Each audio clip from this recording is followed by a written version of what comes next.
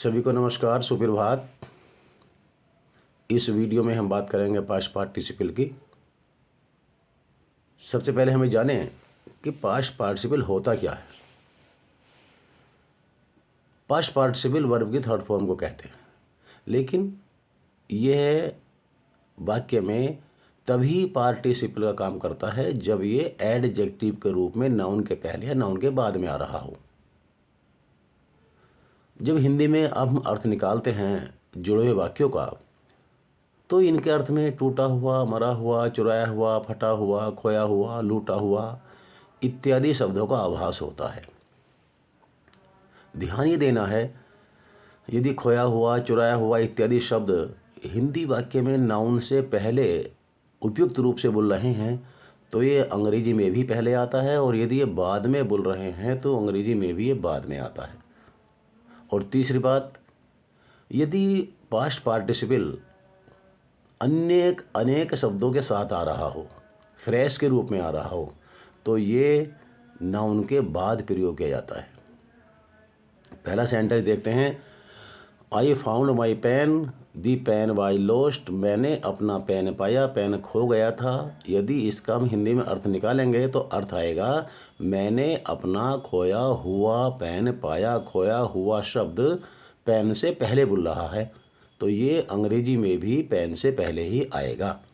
I found my lost pen. दूसरे वाक्य में, हिज बुक वाज लॉस्ट, उसकी किताब खो गई थी। Ram search for it, Ram ने इसे ढूंढा। राम की किताब खो गई थी, राम ने इसे ढूंढा, अर्थात राम ने अपनी खोई हुई किताब को ढूंढा। खोई हुई किताब को ढूंढा। किताब की विशेषता है कि किताब खो गई थी, पहले शब्द आ रहा है ये, पर वाक्य बन जाएगा हमारा, Ram searched for his lost book. Ram ने अपनी खोई हुई किताब को ढूंढा। Number 3, Hari has a coat. Hari के पास एक कोट है। इट इज टैटर्ड, यह फटा हुआ है। इट नीड्स मेंडिंग, इसे मरम्मत की आवश्यकता है, इसे सुधार की आवश्यकता है। बाकी 3 हैं, पहले शुरू के 2 को जोड़ लीजिए। हरी के पास एक कोट है, और कोट की विशेषता ये है कि ये फटा हुआ है। इस फटे हुए को अगर हम कोट के पहले लगा देंगे तो पास्ट पार्टिसिपल हमारा बन जाएगा यहाँ पर आकर के, अर्थात Hari has a tattered coat. Hari has a tattered coat, और इसको मरम्मत की आवश्यकता है, अर्थात हरी के फटे हुए कोट को मरम्मत की आवश्यकता है।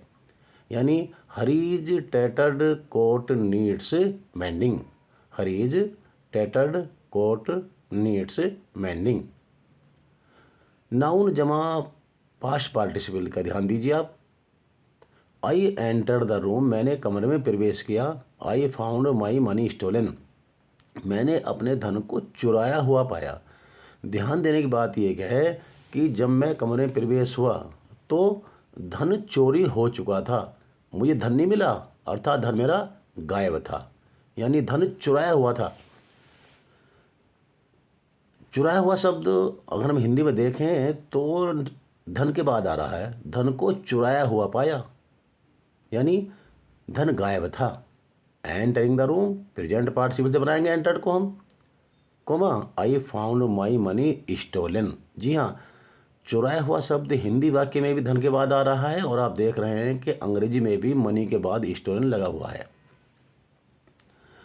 Shivansh saw some trees, Shivansh ने कुछ वृक्ष देखे।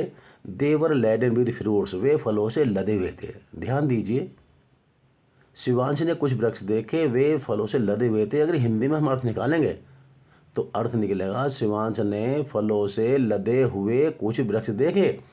फलों से लदे हुए वृक्ष, यानी वृक्षों के पहले फलों से लदे हुए ये आ रहा है, लेकिन ये फ्रेश है, ये एक शब्द नहीं है, केवल एक वर्ब की थर्ड फॉर्म नहीं है, एक एडजेक्टिव नहीं है। और जब एडजेक्टिव फ्रेश में आता है तो नाउन के बाद जाता है, अर्थात Shivansh saw some trees laden with fruits.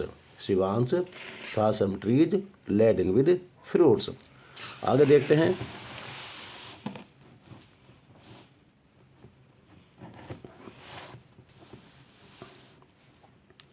आई सा ए काऊ, मैंने एक गाय देखी।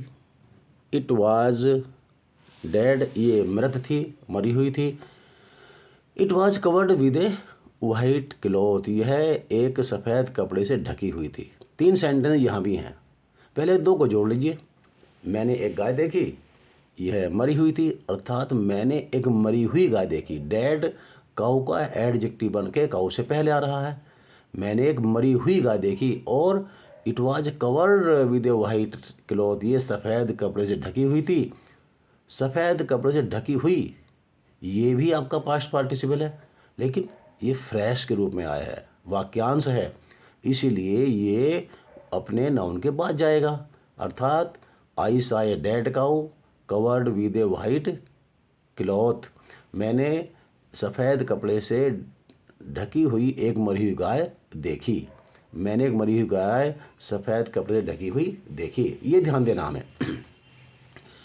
यदि हमारा पास्ट पार्टिसिपल फ्रेश के रूप में आ रहा है तो हमेशा नाउन के बाद ही लगाएंगे। कुछ सेंटेंसेस हैं जो बहुत ही पॉपुलर हैं, बहुत ही मोस्ट इम्पोर्टेंट हैं और इनमें आप बहुत बड़ी कंट्रोवर्सी है। They were blinded by a dust storm, वे एक धूल के तूफान से अंधे हो गए थे। दे फेल इनटू डिसऑर्डर, वे रास्ता भटक गए। पहला वाक्य में दिख रहा है कि पैसिव वॉइस टाइप में है। They were blinded by a dust storm, और जब पैसिव वॉइस टाइप में है तो ये परफेक्ट पार्टिसिपल में बनता है। अर्थात having been blinded by a dust storm comma they fell into disorder. लेकिन कुछ विद्वानों ने, जैसे कि रेन और मार्टिन हैं, उन्होंने इस सेंटेंस को पास्ट पार्टिसिपल से बनाया है। वो इसको प्राथमिकता देते हैं कि ये सेंटेंस पास्ट पार्टिसिपल से बनना चाहिए। अर्थात धूल से अंधे हुए, धूल के तूफान से अंधे हुए, वे रास्ता भटक गए, वे डिसऑर्डर हो गए, अस्त व्यस्त हो गए। अर्थात blinded by dust storm comma they fell into disorder. हालांकि वह वाक्य भी मान्य हो रहा है। Having been blinded by a dust storm comma they fell into disorder. और इसी प्रकार से वाक्य नंबर ही वाज डिसीव्ड भी इसी प्रकार से, और ही वाज ड्राइवन बाई हंगर भी इसी प्रकार से, दोनों रूप से मान्य हो रहा है। अर्थात he was deceived by he friends, वह अपने मित्रों द्वारा ठग लिया गया, धोखा दे दिया गया। ही लॉस्ट ऑल होप, उसने सारी उम्मीद खो दी, परफेक्ट पार्टिसिपल के रूप में। Having been deceived by friends comma he lost all hope. लेकिन according to Wren Martin, deceived by his friends comma he lost all hope.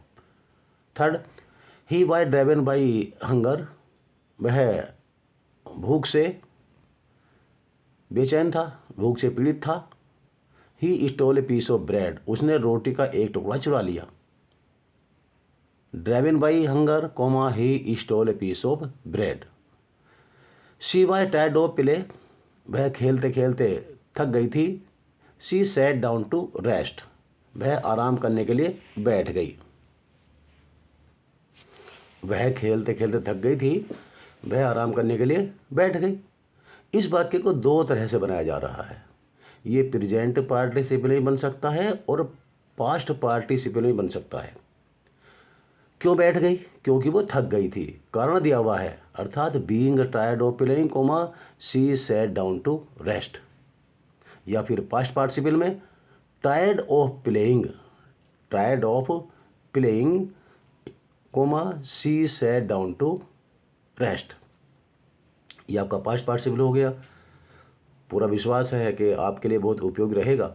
यदि वीडियो उपयोगी रहा हो तो प्लीज़ शेयर करें, कमेंट करें, लाइक करें, सब्सक्राइब करें। और आपकी कोई भी समस्या हो, यदि आपको कोई बात समझ में न आई हो तो निसंकोच किसी भी समय 9927258969 पर अपनी ग्रामर संबंधी कोई भी समस्या आप पूछ सकते हैं।